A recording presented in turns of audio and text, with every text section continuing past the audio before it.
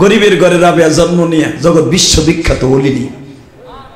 রাবেয়া বসরি একদিন নদীর পারে দাঁড়াইয়া যায় নামাজ বিছাই নামাজ পড়তাছে। সুবহানাল্লাহ কর না কেন? হঠাৎ করে নামাজ সালাম ফিরে দেখে হাসান বসরি।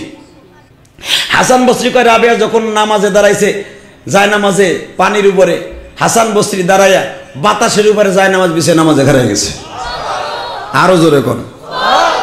তো দুইজন আপন সম্পর্ক ছিল, অলির সাথে অলির সম্পর্ক। দুইজন জিজ্ঞেস করে কি ব্যাপার, আমাকে দুইজনের কত দাম, আপনি পানির পর নামাজে দাঁড়াইলেন, আমি বাতাসের পরে নামাজে ঘরে গেলাম।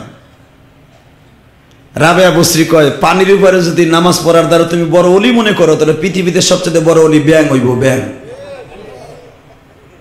ব্যাং তুমি পড়ছো একদিন, আর ব্যাং পড়ে প্রতিদিন। যদি পানির উপর নামাজের দাঁড়ানোর দ্বারা বড় বুজুর্গগিরি দেহরে হাসান, তাহলে ব্যাং হবে 1 নাম্বার আল্লাহর ওলি। হাসান বসরি কয় তুমি এই যুক্তি কই ভাইলা? বাতাসের উপরে যদি দাঁড়ায়া ইবাদত করার দ্বারা মনে করো আমরা বড় ওলি, তাহলে পৃথিবীতে সবচেয়ে বড় ওলি হবে পাখি, সিল পাখি, যারা বছরের 7 মাস থাকে আসমানে, এইভাবে তারা নিচে নামে না। আল্লাহু আকবার জোরে বলো না কেন? আমরা একটু নামাজ পড়া হুজুরগিরি করে ইমামতি করে আমরা বড় ওলি হয়ে গেছি। আরে বেডা, ওলি এত সহজ? সালার শর্ত পড়লে ওলি এত সহজ? আল্লাহর ওলি হওয়ার জন্য অনেক শর্ত আছে, আছে না নাই?